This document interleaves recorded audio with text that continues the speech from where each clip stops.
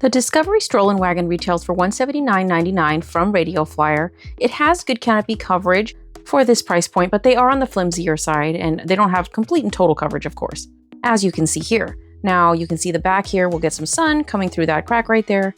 It does have a nice built-in pull handle, which I do enjoy, and it doesn't fall to the ground. It does have like a spring built in to keep it up, which is great. There are two built-in cup holders here on the front over the small tires, as you can see, and they do fit a good size of water bottle.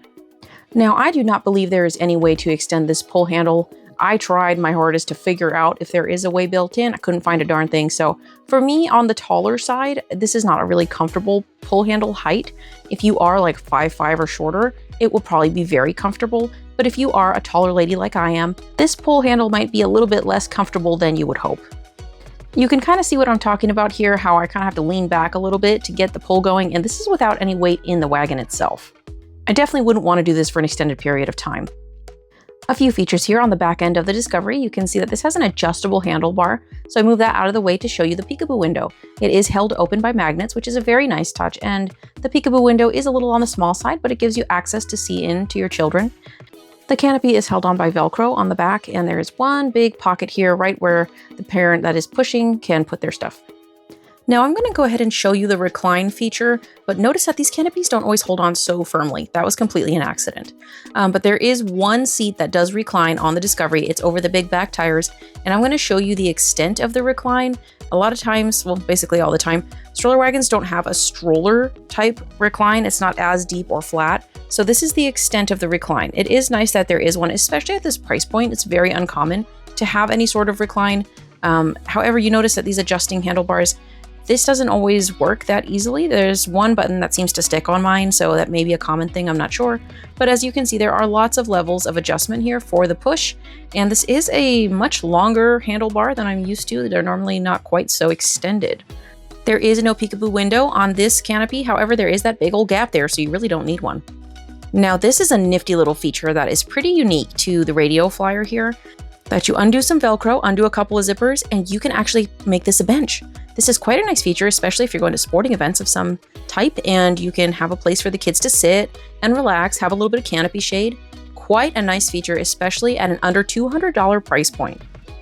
It's very easy to lay that side down and let the kids sit. However, I did notice that putting this Velcro back through was more difficult because it was getting stuck on a little lip, but we are on to the brake. I did notice that there is kind of a middle area here when you're trying to release the brake where it doesn't fully unlock and then it can get stuck.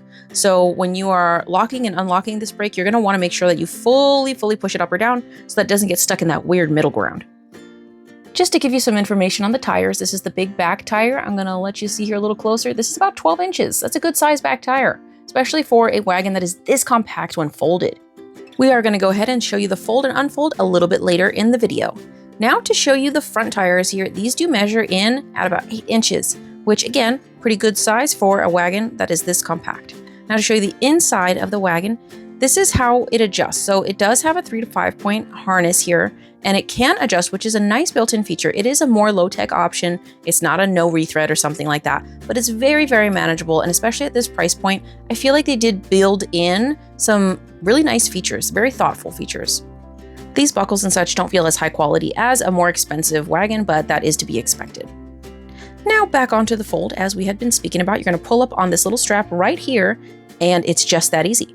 It just comes together. Now, the only thing that's kind of a bummer on this one is that, first of all, you get these kind of eagle wings. They just kind of flap around, so you have to consciously tuck these babies in when you're folding the wagon.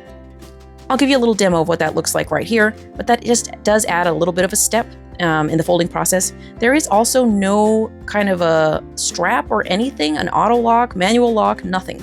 So this baby does not hold itself together when it's folded. It will just pop right back open, which is pretty inconvenient, and I feel like adding a strap wouldn't have been that much more expensive. I believe I've seen people in the Stroller Divas group that just add like a bungee cord to keep it closed, so that may be an option you want to consider if you buy this one. For me, if we were keeping this long term, I would definitely want to add some kind of a hack to keep it closed when it's folded, because that would bother me, honestly. I do like that it has a standing fold, and I will give you these measurements here for seat to canopy just for your reference. From seat to canopy, it does come in at about 25 inches. I was a little surprised to notice that these tires don't come off. This is one of the very few wagons I've had to put together with actual tools, so that is a little bit of a bummer. If you need to take these off for folding or storage or whatever, it's just not going to happen. There is also no front locking option for the front tires when you go over different terrains. Hey you guys, I'm filming again today. Finally got a lot done, and I wanted to show you the very first in our installation of showing which wagons fit with the universal larktail snack tray. So this is the very first one. I will be making a reel that has all of our findings when I test them on all of our wagons, but I wanted to show you, this one was surprising to me because this has no structure. This is all fabric on the wagon itself. And I put the larktail snack tray on its highest setting so it wouldn't hang down low into the wagon. And you can see here it actually works. It does leave room for leg space there. And it's like a little wobbly, obviously, if you're moving, because there is no continuous bar going across here, any kind of bar of any kind, really. There's just a little bit of plastic here in the body. But I was impressed by this. I am happy to see that this actually works on this wagon, and I will be sure to update you soon with more wagons that we try this on. Overall, I do feel like the Discovery Stroll and Wagon has a lot of features built in, especially at the price point that it's at, and I like how compact it is, I like how lightweight it is, but I really hated the assembly process. It was genuinely awful. So if you can get past that, I think this is a really great wagon, and it's very affordable for lots of families. Check out the links in our description to connect with us on Facebook and on Instagram. We'll catch you on the next one. Bye!